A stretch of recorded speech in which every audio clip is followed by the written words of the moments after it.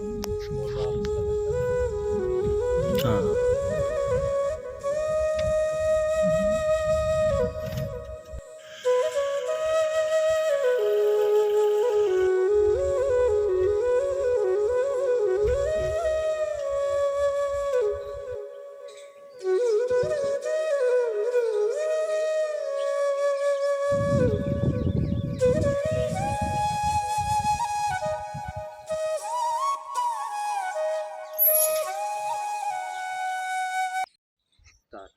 जय जय सीताराम। सीतानाथ समारंभां श्री रामानंदार्य मध्यमाम् अस्मदाचार्य पर्यंतां वंदे श्री गुरु परंपराम। परब्रह्म परमात्मा की असीम अनुकंपा, सदगुरुदेव का आशीर्वाद और गुरुदेव की प्रेरणा से जगतगुरु स्वामी जी महाराज के जो द्वादश शिष्य हुए श्री रामानंदाचार्य जी महाराज के, उस विशिष्ट द्वादश शिष्यों में से, प्रमुख शिष्यों में से एक पीपाजी महाराज का भी नाम बड़े अच्छी श्रेणी में माना जाता है। उच्च कोटि के संत हुए ये। और यहाँ आप हम जो आए हैं, देख रहे हैं आप ये बाहर से, ये मंदिर है श्री स्वामी पीपाजी महाराज का। बहुत प्राचीन मंदिर है ये। शास्त्रों में ऐसा उल्लेख आता है कि पीपाजी महाराज एक ऐसा परिवार था कि इनका पूरा परिवार ही भक्तिमय था। खत्री समाज इनका मुख्य था। खत्री राजवंशीय परंपरा से आप हैं, यहाँ के राजा हैं ये। अभी आप हम जो खड़े हैं, यह आपके झालावाड़ क्षेत्र में गागरोन नाम की एक जगह है ये। यहाँ महाराज श्री पीपा जी ने तपस्या की है और यही क्षेत्र आपका राज्य शासन के समय से ही यहीं रहा हुआ है। ऐसा माना जाता है कि स्वामी श्री पीपाजी महाराज भक्ति योग में लोगों को ठाकुर की सेवा में कैसे लगा जाए, सेवा पूजा कैसी जाए, भक्त महाराज श्री आइए देखिए कृपा कर रहे हैं। अब जो अभी वर्तमान में पीपा पीठाधीश्वर स्वामी जी महाराज हैं, आइए आप हम उनके चरण वंदन करते हैं, उनको दंडोत प्रणाम करते हैं। क्यों नहीं ये माना जाए कि स्वामी जी से ही यहाँ के बारे में, यहाँ की परंपरा के बारे में थोड़ी सी जानकारी करें। एक तो मैं महाराज श्री के चरणों में दंडोत प्रणाम निवेदन करता हूँ। आने में हम थोड़ा सा विलम्ब हो गया था, रास्ते में बाल भोग भंडारे में लग गए। साधु को तो क्या चाहिए, है ना, तो उस व्यवस्था में थोड़ा सा विलम्ब हो गया। आपने हमारी प्रतीक्षा की, उसके लिए माफ़ी चाहते हैं और जो आपको तकलीफ़ हुई। आइए महाराज श्री को हम सब दंडोत करते हैं। आपको मैंने निवेदन किया कि स्वामी श्री रामानंदाचार्य जी महाराज के द्वादश शिष्यों में से, प्रमुख शिष्यों में से श्री पीपाजी महाराज भी हुए। पीपाजी महाराज की जीवन लीला कैसी रही, कैसे क्या क्या उन्होंने चमत्कार दिखाए और भक्ति मार्ग में, पूजा के मार्ग में, ठाकुर सेवा के मार्ग में कैसे भक्तों को एक समूह बना करके जोड़ा, जो कि पूरे भारतवर्ष में आज रामानंदाचार्य जी महाराज के द्वारा बसाई गई परंपराएं, जो नियम है कि रोटी और राम, ये प्रमुख है। और दूसरी बात ये भी कहा जाता है कि हरि को भजे सो हरि को होई, जात पात पूछे नहीं कोई। इसी परंपरा को उन्होंने इस सूत्र को मान करके पूरे भारतवर्ष में एक नवीनीकरण कर दिया, एक जागृति कर दी। जो लोग इधर उधर हो रहे थे किसी कालांतर में, उस समय में इन्होंने, महाराज श्री ने एक समूह को, सबको एकत्रित एक छत्र के नीचे लेकर के एक विशाल जन समूह बनाया, जिससे वैष्णव धर्म और विशेष रूप से जागृत हो गया, चैतन्य हो गया और सर्वत्र यश कीर्ति को प्राप्त होता चला जा रहा है। आइए श्री महाराज श्री के चरणों में दंडोत प्रणाम करके निवेदन करूंगा, आप भक्तों को थोड़ा मार्ग प्रशस्त करें। पीपाजी महाराज की जीवनी के बारे में थोड़ा सा प्रकाश डालें, उनके चमत्कारों के बारे में प्रकाश डालें, जिससे कि भक्त लोग और भगवान के प्रति दृढ़ आस्थावान हो। अति उत्तम होगा। आइए, अब स्वामी जी की भी इच्छा है, जो अभी वर्तमान में पीपा पीठाधीश्वर महाराज जी की इच्छा ये है कि क्यों नहीं चला जाए, समाधि पे ही चला जाए।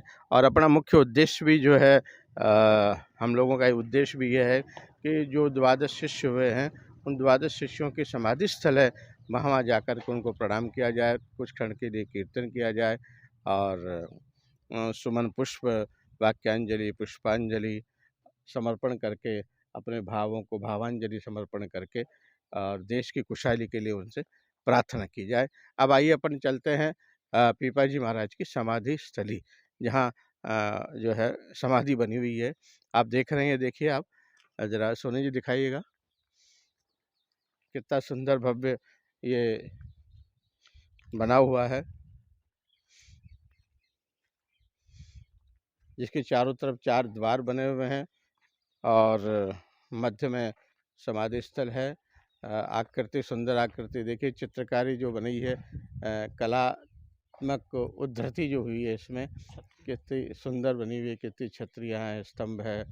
और आइए अब अंदर चलते हैं। महाराज श्री भी पधारी आए हैं, कुछ क्षण बैठते हैं और सत्संग करते हैं और महाराज जी के ज्ञान का लाभ प्राप्त करते हैं।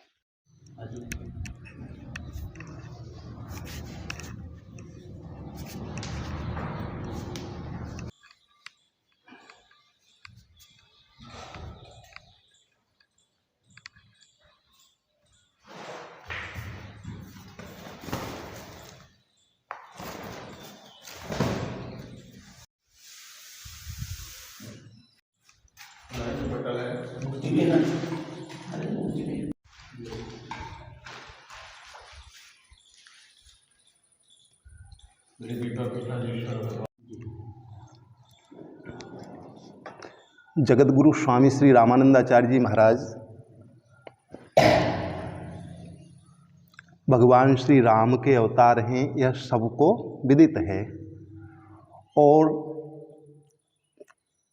क्रमानुसार भगवान साकेत में जब विराजमान हैं और 12 महाभागवतों का समूह यानी अंतरिंग मीटिंग जो थी वह हो रही थी कि जीवों का उद्धार कैसे हो।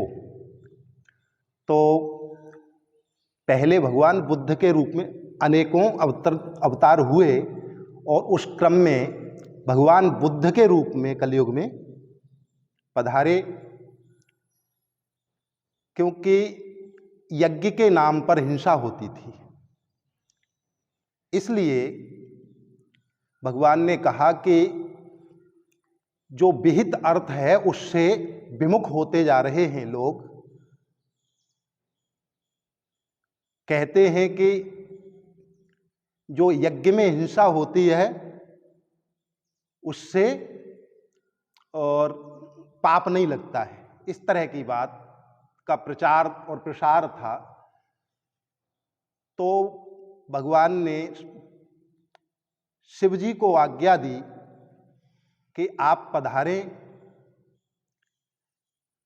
पहले तो भगवान स्वयं आए अकेले बुद्ध के रूप में और वेदों की निंदा, क्योंकि जब उनके सामने शास्त्रार्थ करें अथवा कुछ भी उनको समझाना चाहते थे कि भाई हिंसा मत करो, तो वह कहते थे कि यह तो यज्ञ का विधान है, और उसके वजह से मांस खाते थे लोग और उसमें प्रवृत्त थे।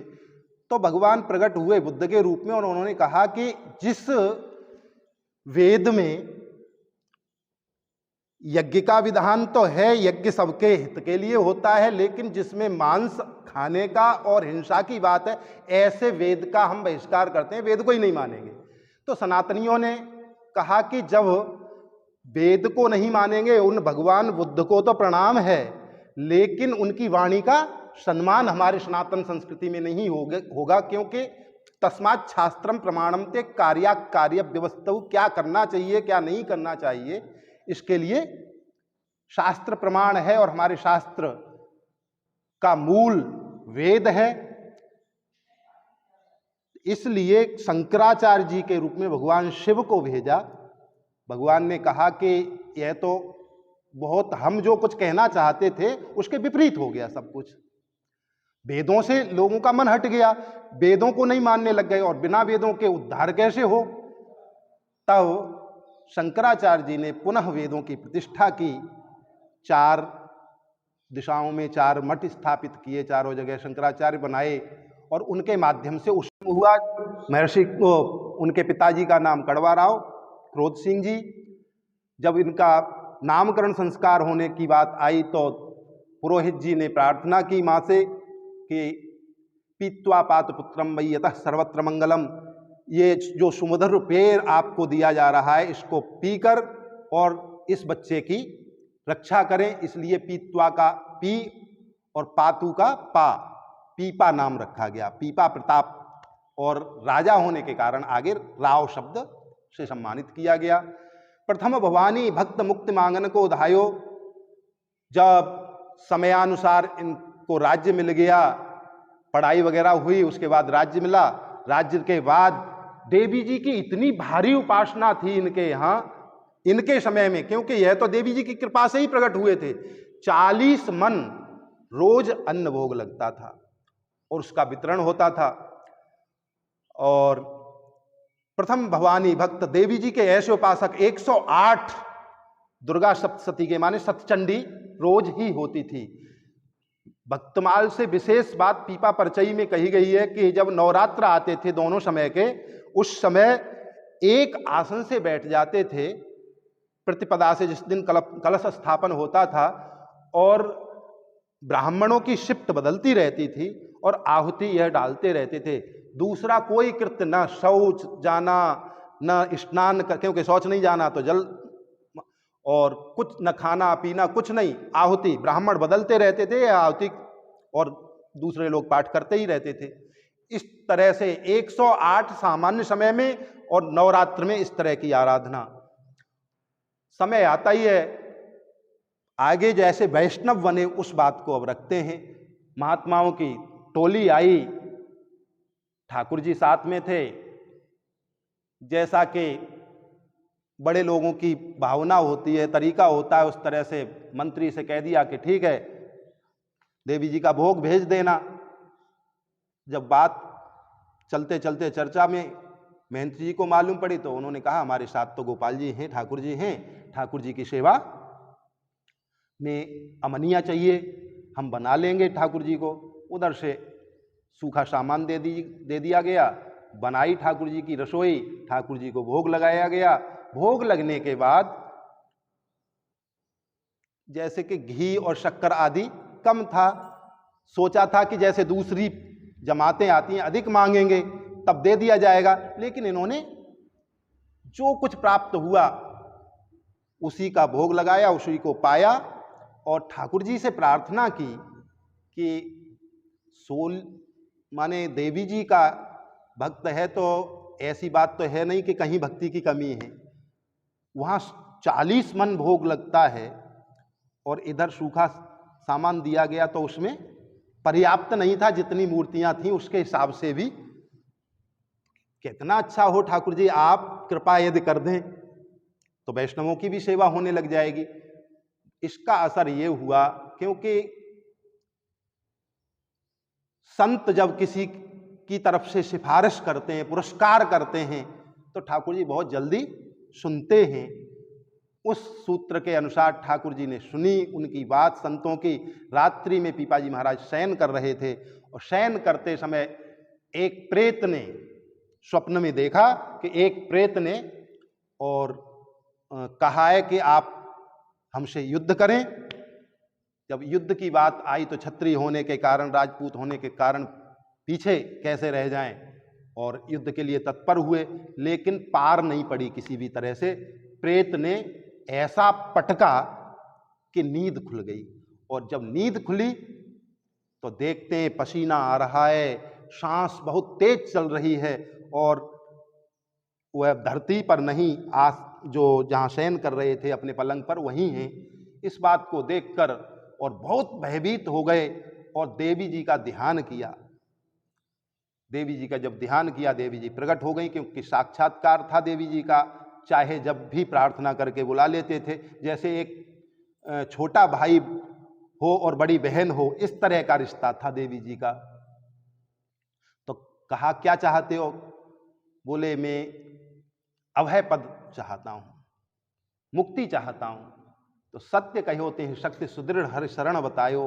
देवी जी ने सत्य सत्य कहा कि यदि आप अभय पद, मुक्ति पद चाहते हैं तो उसको तो भगवान श्री हरि ही देंगे। तो हरि की शरण में मैं कैसे जाऊं अब? तो उन्होंने कहा कि हरि की शरण क्या जाओगे, इस समय जगतगुरु स्वामी श्री रामानंदाचार्य जी महाराज के रूप में श्री हरि स्वयं ही पंचगंगा घाट श्री वाराणसी में प्रकट हैं। वहाँ जाइए, दीक्षा लीजिए। यह साक्षात श्री भवानी, जिनका इतनी दृढ़ता के साथ, उल्लास के साथ पूजन आदि करते थे, जब उनके द्वारा कहा गया रात्रि में, तो उसी समय से पागल की तरह, उन्मत्त की तरह हो गए पीपाजी महाराज। और पीपाजी ने कहा कि मैं अवश्य ही जाऊंगा। और प्रातः हुआ, सबके सामने रोने लगे और कहने लग गए कि मैं तो स्वामी जी के दर्शन के लिए जाऊंगा। व्यवस्था की गई, पहले तो झाड़ा फूंकी, कहीं कोई सर्प ने तो नहीं काट लिया या पागलपन तो नहीं हो गया, इस तरह के उपचार हुए। प्रातः जब तक हुआ तब तक उन्होंने कह दिया मेरे को कोई रोग भी नहीं है, किसी जीव जंतु ने नहीं काटा है, सब आपके भ्रम हैं, मेरे को तो गुरु जी के दर्शन करने हैं, इसलिए यह बात है।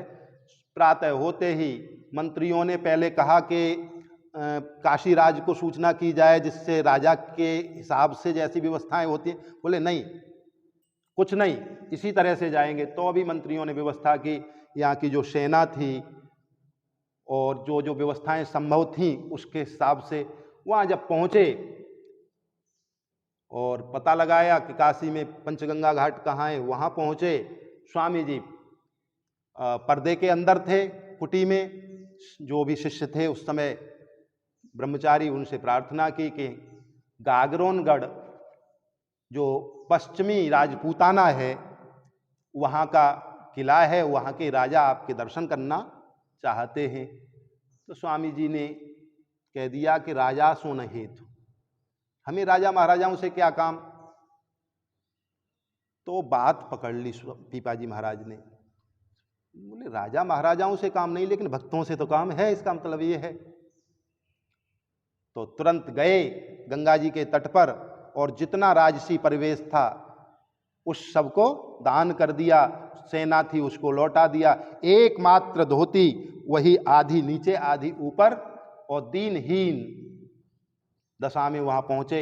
और उन्हीं ब्रह्मचारी जी से कहा कि स्वामी जी से कहिए दर्शनों का अभिलाषी दास पीपा आया है, दर्शन चाहता है। और ब्रह्मचारी जी अंदर गए और कहा स्वामी जी से कि जो पहले आए थे राजा वही हैं, लेकिन भाषा शैली परिवर्तित हो गई है और दीनहीन भाव में हैं। तो स्वामी जी ने कहा कि अच्छा पूछ कर आओ, दर्शन की बात अभी नहीं, पूछ कर आओ। पुनः ब्रह्मचारी गए, स्वामी जी ने पूछवाया था कि क्या हम कहेंगे वही करेंगे, क्योंकि हमने पहले कहा राजा सुन हेतु, राजा से हमारा कोई काम नहीं। तो इस बात पर वह एक दीनहीन होकर आए हैं, माने उन्होंने हमारी बात को भारी महत्व दिया है, तो क्या हम कहेंगे वही करेंगे वो। तो पीपाजी ने कहा कि हाँ, अब तो जीवन में करना ही वह है जो आदेश होगा। तो पीपाजी महाराज से, वो ब्रह्मचारी जी के माध्यम से, और बात आई कि सामने जो कुआं है उसमें गिर जाएं, दर्शन अभी भी नहीं। तो पीपाजी दौड़ लगाए, पीछे से अनुचर भेजे, बोले गिरने नहीं देना, पकड़ लिए। और पुनः पर्दा हटता है, स्वामी जी की शरण में आते हैं पीपाजी महाराज। और फिर कुछ दिन रहने के बाद दीक्षा हुई, दीक्षा की बात रखी। स्वामी श्री अनंतानंदाचार्य जी महाराज मंत्र के बाद, मंत्र का अर्थ जिसको मंत्रार्थ कहते हैं, शिक्षा दीक्षा वैष्णवों की जो होती है, उस तरह का सब परिवेश उनके द्वारा प्राप्त हुआ। जब समय व्यतीत हो गया कुछ, तो पुनः स्वामी जी ने कहा कि अब आप गागरोनगढ़ जाइए। तो पीपाजी महाराज ने कहा महाराज हम तो यह भाव हृदय में सोच ही नहीं सकते थे, अब पुनः वहाँ जाना पड़ेगा। बोले क्योंकि हम भक्ति का प्रचार करना चाहते हैं, यथा राजा तथा प्रजा, जैसा राजा होगा प्रजा भी वैसी ही होगी, इसलिए हम चाहते हैं कि आप जाइए। और महाराज मेरा क्या होगा। बोले जब वैष्णवता का प्रचार प्रसार होगा तो आपका तो सब कुछ उसमें सन्निहित ही है। तो महाराज आपके दर्शन कैसे होंगे? बोले यदि अच्छी साधु सेवा करेंगे आप और उसकी ध्वनि हमारे पास आएगी, सूचना हमारे पास आएगी, तो निश्चित रूप से हम 1 वर्ष के अंदर आपको दर्शन वहीं देंगे। बड़ा दुखी होते हुए, लेकिन गुरुराज्ञा गरियसी, गुरु जी की बात है, आज्ञा है, इसलिए आए। और राज्य में कहाँ मन लगे, वो तो कथा, कहीं सत्संग, कहीं कीर्तन, कहीं भंडारे, साधु संतों की सेवा। और जब इस तरह का कुछ कार्य होता है तो सूचनाओं पर सूचनाएं प्रसारित होती हैं। अब तो उस समय प्रधान मार्ग यही था द्वारका जाने का, पूर्व से पश्चिम को जाने का यहीं से रास्ता था, इसलिए सभी संतों को सूचनाएं मिलती हैं। अब तो यहाँ बहुत अच्छी संत सेवा प्रारंभ हो गई। समय बहुत बढ़ता गया तो एक पत्रवाहक भी भेजा पीपाजी महाराज ने कि बहुत दिन हो गए, दर्शन चाहते हैं। स्वामी जी की उधर दिग्विजय की यात्रा का प्रारंभ काल था, इसलिए स्वामी जी ने और सूचना भेजी कि अब तो हम आ रहे हैं। और सभी संतों के साथ जगह जगह रुकते हुए चातुर्मास से यहाँ किए स्वामी रामानंदाचार्य जी अपने परिकर के साथ। यहाँ का मतलब यही स्थान नहीं, उस पार है वह स्थान। और चातुर्मास करने के बाद पीपाजी महाराज से कहा कि अब जल्दी वाली बात है, क्योंकि कैसे स्वागत किया गया वो सब बात। वहाँ पहुँचे और अंतिम दिन जब चातुर्मास से कहा था तब पीपाजी महाराज से कहा कि अब हम जाना चाहते हैं। तो पीपाजी ने कहा कि महाराज हमको भी साथ ले लिया जाए। बहुत सेवा का भाव देखा, उनके उदात्त चरित्र को देखा तो कहा कि हाँ, अब आपके अंदर ऐसी स्थिति है आपकी कि चाहे यहाँ रहें चाहे साथ चलें। जब चलने की बात आई तो विघ्न आए, रानियाँ, उन्होंने कहा हम भी साथ चलेंगे।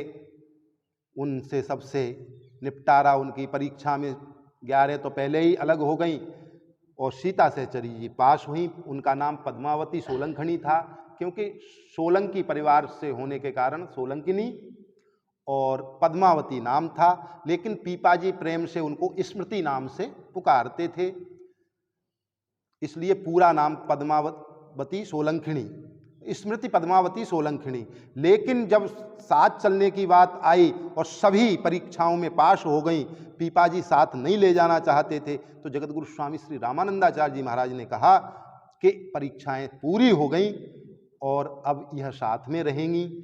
तो पीपाजी ने कहा कि आपकी इनके ऊपर इतनी ही कृपा है तो किसी दूसरे साधु के साथ रख दें। बोले नहीं, तुम्हारे ऊपर विश्वास है हमको, इसलिए हम तुम्हारे ही साथ रखना चाहते हैं। क्योंकि पीपाजी ने कहा मेरा इसमें राग नहीं है। बोले बस राग नहीं है इसीलिए तो साथ रखना है। और कहा कि आज से आपका नाम सीता सहचरी होगा, क्योंकि सीता जी राम जी के साथ वनगमन के लिए जिस तरह से उन्होंने अपना चरित्र दिखाया है, सीतायास चरितम महत्, जिस बात को भगवान श्री वाल्मीकि कहते हैं, उसी तरह से आपने भी सभी परीक्षाएं पास की हैं। आप चलिए और आज से नाम सीता सहचरी होगा। यहां से गए, द्वारका पहुंचे। द्वारका में पहुंचने पर ध्वजारोहण का कार्यक्रम स्वामी जी के द्वारा हुआ, लेकिन जगह जगह क्योंकि नारी शरीर साध्वी के रूप में सीता सहचरी जी ही थी पूरी जमात के अंदर, तो जहाँ भी जाएं थोड़ा कोई अंगुल्या निर्देश, अरे व्रतों की जमात है उसमें यह साध्वी, आज की बात अलग है, उस समय की बात थी 700 वर्ष पहले की, पौने 700 वर्ष पहले की, तो ये बात बहुत महत्व रखती थी। तो देखा पीपाजी ने कि हमारे कारण और ये परेशानी है, और सेवक की जो सेवकता है वह इसी में है कि लांछन किसी भी प्रकार का या शिष्य की वजह से गुरुदेव की अपकीर्ति न हो। इसलिए पीपाजी ने कहा जबकि चाहते थे, यहाँ से गए थे साथ में, लेकिन परिदृश्य बदल गया और स्वयं पीपाजी ने कहा, गुरुदेव, क्योंकि जमात आगे बढ़नी थी, गुरुदेव ऐसी इच्छा हो रही है कि धाम में कुछ दिन और निवास किया जाए। स्वामी जी ने कहा ठीक है। जमात आगे बढ़ी, ये वहीं रह गए। बाद में पीपाजी ने पूछा एक किसी पुजारी से कि हमने तो सुना है कथाओं में स्वर्णमयी द्वारिका है, लेकिन यहाँ तो इस तरह से, तो उन्होंने कहा वो तो स्वर्णमयी द्वारिका, इससे आगे की कथा आपने यदि सुनी होगी तो वह तो भगवान जब अंतर्हित हुए उसके बाद 7 दिन बाद समुद्र में समाहित हो गई। यदि उसका दर्शन करना है समुद्र में जाइए। बस भाव में कूद गए और दूसरों के लिए तो बात ये थी कि डूब गए, लेकिन इनके लिए स्वर्णमय राजडगर प्राप्त हो गया उसके माध्यम से। और प्रधान जो दरवाजा था वहाँ पहुँचे, स्वयं भगवान श्री द्वारकाधीश बड़े प्रेम से, आदर से और लेकर गए, आतिथ्य किया, स्वागत किया। 7 दिन तक वहाँ भी रहे, सब जगह के जो दर्शन थे वह कराए। उसके बाद और जैसे स्वामी जी ने भेजा उसी तरह से हाथ पर हाथ रखा, भगवान ने कहा कि अब उसी भौम द्वारिका में जाइए जो धरती पर है। आपने यहाँ के सभी दर्शन कर लिए। तो पीपाजी ने कहा कि गीता जी में आपके द्वारा कहा गया है कि यद गत्वा न निवर्तन्ते तद्धाम परमम मम, जहाँ जाने के बाद पुनरावर्तन नहीं होता है, और आप इस तरह के कैसे वाक्य बोल रहे हैं। तो भगवान ने कहा कि सब स्थितियाँ परिस्थितियाँ होती हैं और आप जिस कार्य के लिए भेजे गए हैं वह अभी सब कुछ संपन्न नहीं हुआ है। ये शंख चक्र की छाप ले जाइए। भुजमूलों पर भगवान ने स्वयं उनके तो धारण कराई पीपाजी महाराज के, और उसके बाद पीपाजी महाराज वहाँ से पधारे।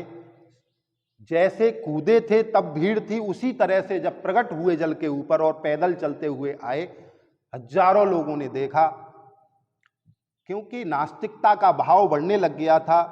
अरे देखो, ये भगत थे, राज्य छोड़ा, सब कुछ छोड़ा, उसके बावजूद भी यदि भगवान नाम की कुछ सत्ता थी तो इनको सुरक्षित रखते, इनका रक्षण करते।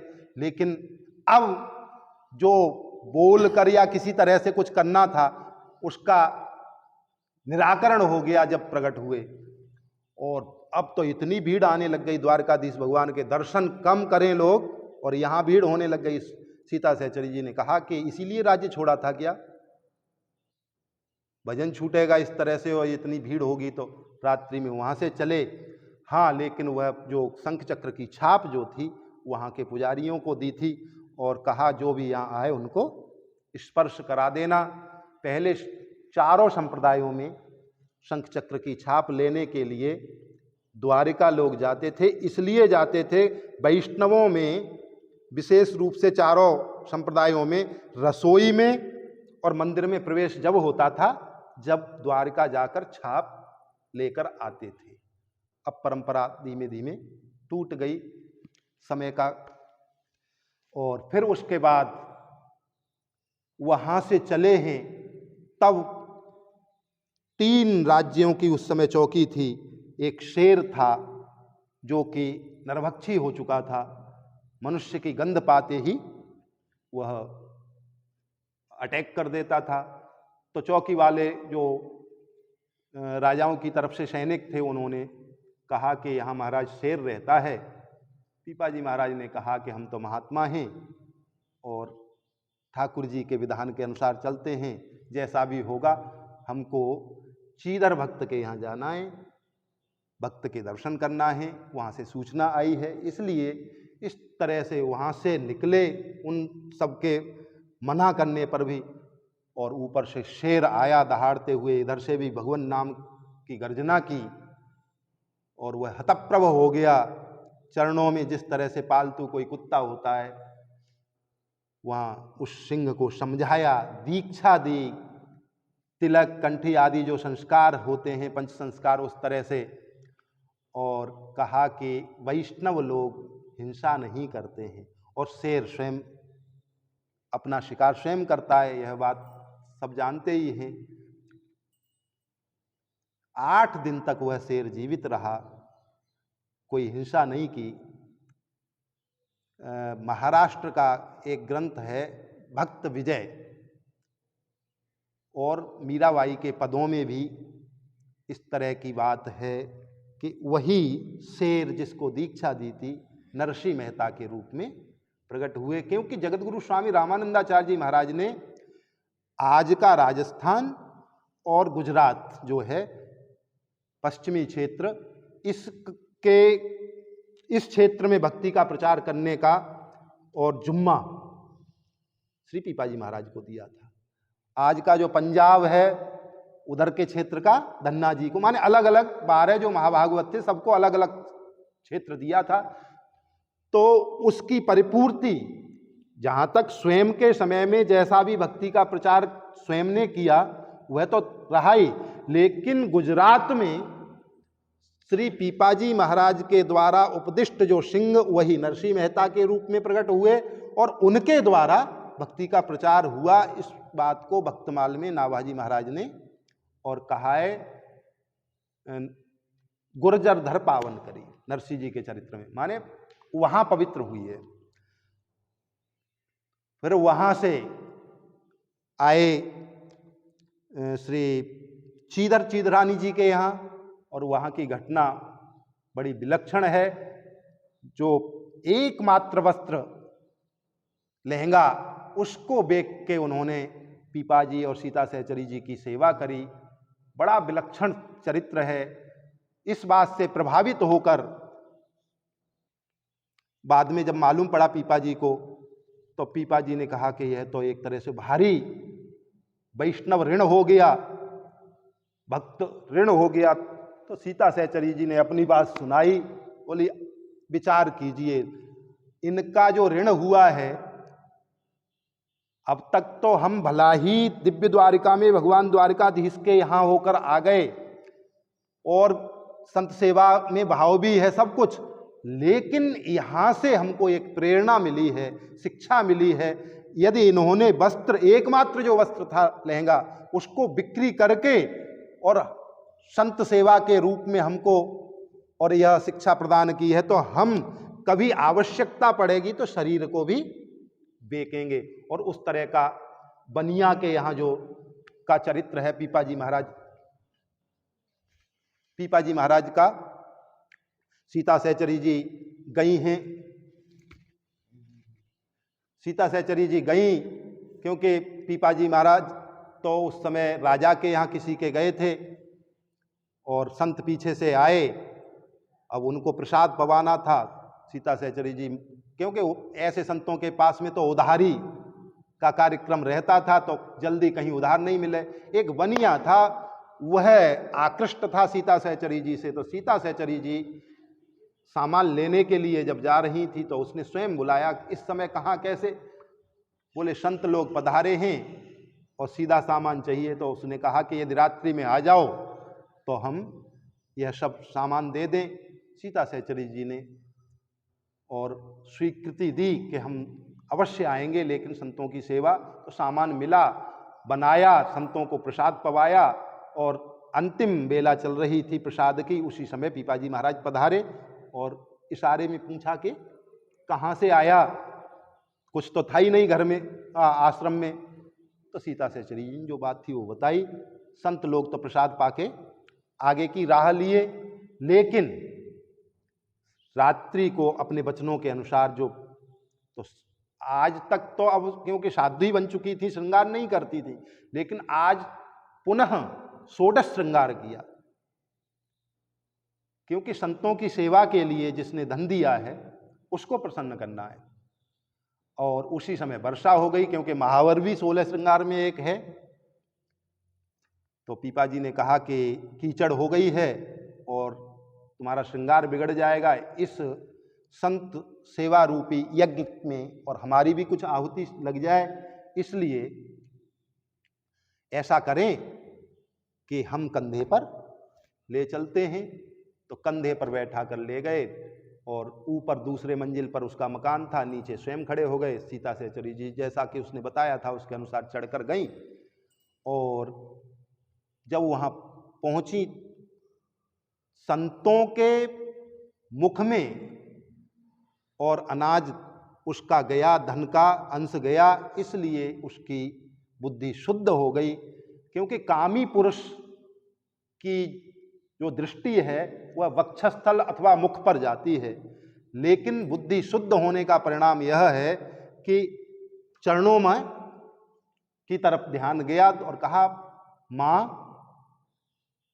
आपका श्रृंगार नहीं बिगड़ा, कीचड़ का प्रभाव ही नहीं हुआ, कैसे आई आप? बोले स्वामी जी लाए हैं कंधे पर। ये बात सुनते ही तो और भी आगे तुरंत, कहाँ है स्वामी जी? बोले नीचे खड़े हैं। जाके चरणों में गिर गया, माने वह भी सेवक हो गया।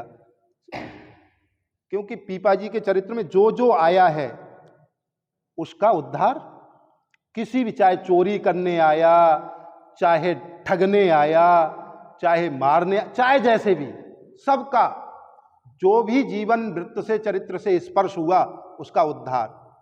तो इसलिए कथा तो बहुत लंबी है और पीछे तो छोटे छोटे चरित्र हैं कि उसको घोड़ा, तेली के बालक का बैल ले लिया, तेली को जीवित किया, घोड़ा आदि, माने बहुत बड़ा चरित्र। सबसे बड़ा चरित्र ही पीपा जी का है भक्तमाल में, चारों खंडों में।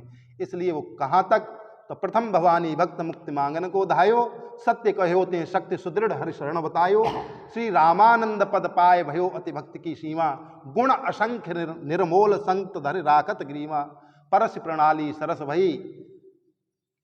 तो परस प्रणाली सरस भई, इसके ऊपर ही मामा जी इन सब चरित्रों को दिखाते थे कि परस प्रणाली माने चरित्र को भी स्पर्श कर लिया जिसने, यह विशेषता थी पीपा जी के चरित्र की। आइए दर्शकों, आज आपने परम संत श्री जगतगुरु स्वामी जी महाराज के परम शिष्यों में से पीपा जी महाराज का कुछ संक्षिप्त में आपने कुछ उनके जीवन की लीलाओं का सुना। और अभी वर्तमान में जो महाराज श्री हैं, इस पीठ पर मालिक हमारे बैठे हैं, जिन्होंने अपने भाव, बुद्धि, विवेक के द्वारा सबको सुना करके कृतार्थ किया। और समाधि पर बैठ कर के चर्चा होना एक अपने आप में एक बहुत पुण्य का काम है। बहुत एक अंदर की अनुभूति ऐसी प्राप्त हो रही थी मेरे को, जब महाराज श्री कथा का श्रवण पान करा रहे थे, तो कुछ समय के लिए तो मैं इतना आनंदित हो गया कि मैं अपने आप को भूल गया कि मैं कहाँ बैठा हुआ हूँ, कहाँ क्या स्थिति है। और ऐसा दृश्य मनोनीत प्राप्त होने लग गया, ऐसा दृश्य मुझे महसूस होने लग गया जैसे साक्षात भगवान ही आपके मुख से, पीपा जी महाराज ही जो है, जैसे महाराज जी बोल रहे थे, तो ऐसा प्रतीत हो रहा था कि स्वयं ही पीपा जी महाराज अपनी वाणी के द्वारा ये वचन सुना रहे थे। कुछ क्षण तो मैं भी आनंद की उस छवि में गोते लगाने लग गया। इसके लिए श्री महाराज जी के चरणों में पुनः दंडवत प्रणाम करते हुए अपनी वाणी को विश्राम देता हूँ। दर्शकों, इस द्वादश महाभागवतों के दर्शन में आज आपने द्वितीय श्री भागवत जी के दर्शन किए हैं, पीपा जी महाराज के।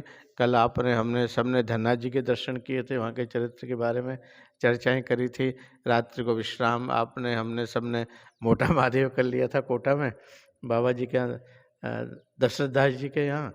और फिर आज हम रास्ते में एक महापुरुष के दर्शन करते हुए, उनसे भक्ति की चर्चा करते हुए आज महाराज श्री के यहाँ चरणों में आए हैं, पीपा जी महाराज के स्थान पर।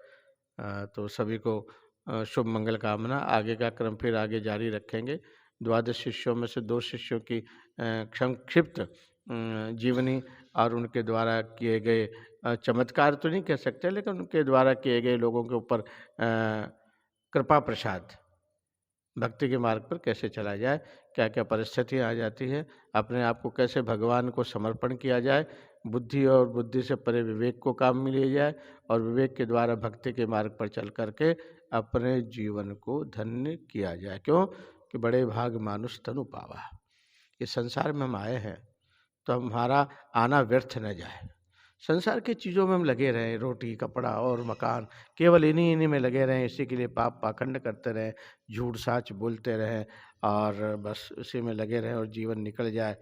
तो इसका सार कुछ नहीं निकलेगा। दर्शकों, अब जीवन को बदलिएगा। जीवन में बदलाव होना परम आवश्यक है। और बदलाव कब होगा?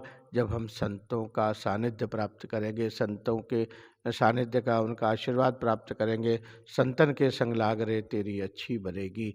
ये बात बड़े बड़े महामुनि कहते हैं, क्योंकि उनका निजी अनुभव है ये। और किसी के साथ लगे, जरूरी नहीं है कि वो आपको अच्छे मार्ग पे ले जाए। जुआरी के साथ बैठेंगे, जुआ खेलना सिखा देगा। किसी शराबी के साथ बैठेंगे, शराब पीना सिखा देगा। और व्यापारी के साथ बैठेंगे, पाप पाखंड व्यापार कैसे किया जाए वो सिखा देगा। लेकिन जीवन का उद्देश्य क्या है, यह यदि सीखना है तो संतों का सानिध्य प्राप्त करें। नवदा भक्ति में भी यही कहा गया है, प्रथम भक्ति संतन कर संगा। जिसने इस नवदा भक्ति में किसी एक भक्ति को अपने जीवन में उतार लिया, एक चरित्र को अपने जीवन में उतार ले, तो ये मैं समझता हूँ कि सारी नवदा भक्ति ही आपके जीवन में उतर गई और मनुष्य देह का पाना आपके लिए सार्थक हो गया। सर्वे भवन्तु सुखिनः, सर्वे सन्तु निरामया, सर्वे भद्राणि पश्यन्तु, मा कश्चित् दुःख भाग्